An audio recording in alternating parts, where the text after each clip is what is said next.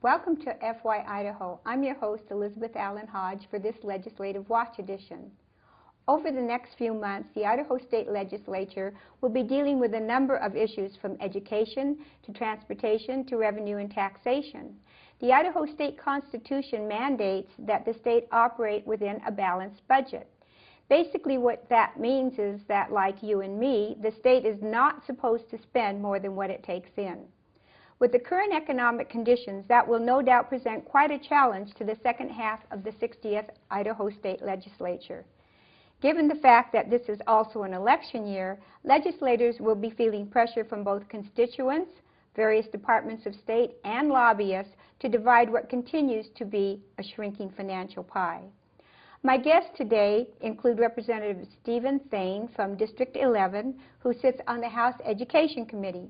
He will be talking about legislation that he and Representative Brandon Durst are proposing regarding a pilot program that they hope will be both a cost savings to the state budget and ultimately to the taxpayer, and a benefit to students and their families. Joining him is Mr. Paul Venable, Chairman of the Constitution Party of Idaho. Welcome, gentlemen. Thank you, Elizabeth. Thank you, Elizabeth. Well, I've read over this draft of legislation, and what I'd like to do is read the legislative intent, and then let you give us a rundown on what your pilot program includes. Okay. It starts out by saying it is the intent of the legislature to provide a variety of avenues to help Idaho students succeed in school. The legislature's duty to maintain a thorough system of public schools is only strengthened by employing new and innovative approaches to help ensure that more young people successfully complete grades 1 through 12 curriculum prepared for good paying careers, post-secondary educational success, or both. Idaho's economic future rests on the ability of an educated workforce to excel in today's complex and demanding workplace. To help ensure student success, the legislature believes that a pilot program, a revenue-neutral pilot program, designed to permit students to successfully complete the school curriculum at their own accelerated pace, is warranted to study the efficacy of such an approach. So it's pretty self-explanatory. It looks like you're calling this a Mastery Advancement Pilot Program. Tell us about that. I'd love to. I've been very concerned about this environment that we're in, where we're spending less money, revenue is coming in lower levels than the year before, that we would focus on decreasing revenues rather than focusing on ways to improve education. So what this does is it allows students to finish the K-12 curriculum in less than 13 years. If you really want to save money in public education, the way you do that is you allow students to finish in less time. All right, and that makes sense. So you're taking the dollars. If you have a student in 10th grade that's operating at a higher level, and he can actually start taking some college courses, does he take those dollars with him to be able to take some of those courses? I'm trying to understand. Well, there's some different components of this. The first is you define what it is you want the student to be able to learn. Mm-hmm. And when you define that in a way that you can create an exam that the student can take to challenge that curriculum or that particular class, so the student can move ahead faster than is currently the case. And at the end, if they get done with the 13 years of school, the K-12 curriculum, in less than 13 years, then for every semester they get done early, there would be about a $1,000 scholarship, because they're saving the state money if they get done earlier. That's why it's revenue neutral.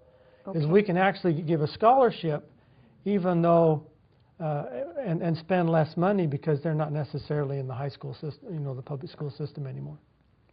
Okay, I guess I'm still not quite sure how it's saving money. I can see how, as they advance faster through the system, they go on into their secondary education or higher education, and I understand that concept.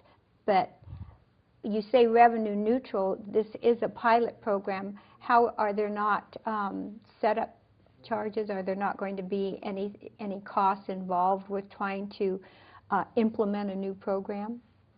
Well, and that's a good question, and I'm sure I'll be asked that in the legislature. Really, there's nothing completely new about what we're doing. We have concurrent enrollment classes in the high school. We have exit exams. What we're not doing is encouraging students to finish in less than 13 years. So a lot of the components of what we're talking about are already in place and won't really require extra funds to put them there. Okay. So you won't need extra staff or personnel? No. It states that no more than 21 school districts and no more than 3 charter schools may participate in the program.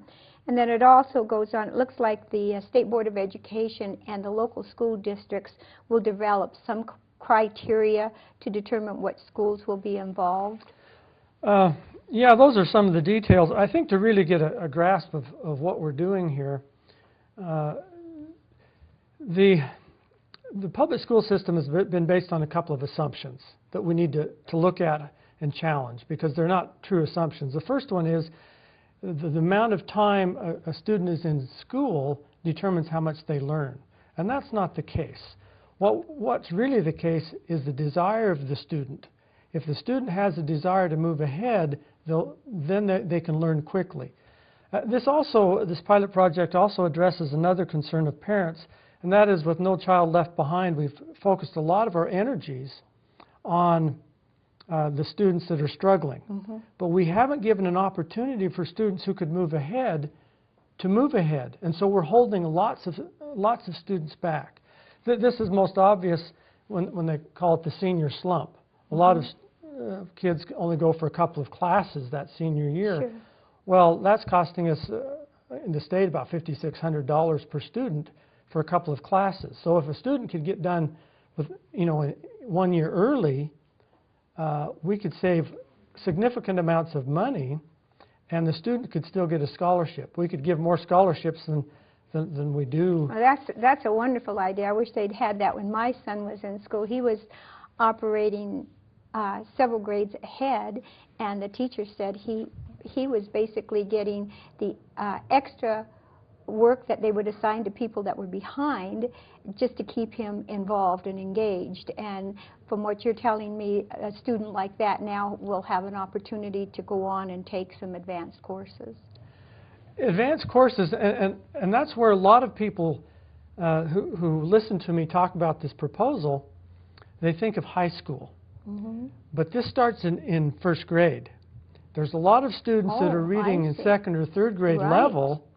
They could be up in the third grade instead of spending all this time sitting still, being told to do an assignment, doing the assignment, sitting still until being told to do the assignment again. And becoming a disciplinary problem, actually, because they're bored. Exactly. Okay. So if a student is doing well in math or reading or English or whatever, they could accelerate in that subject. And we have some capabilities now with virtual education and some things that the homeschoolers have learned, where students can become self-learners within the public school setting. So what I envision at some time is that there will be more satisfied students teaching themselves with some help from the teacher, but the teacher will have more time to spend with those that really do need it. Students that need some extra help. Well, that sounds wonderful. Do you anticipate that you'll have a lot of support for this, or have you gone through the state or through different districts to see what type of support you'll have? Well, I taught school at the Valley View High School for 4 years, and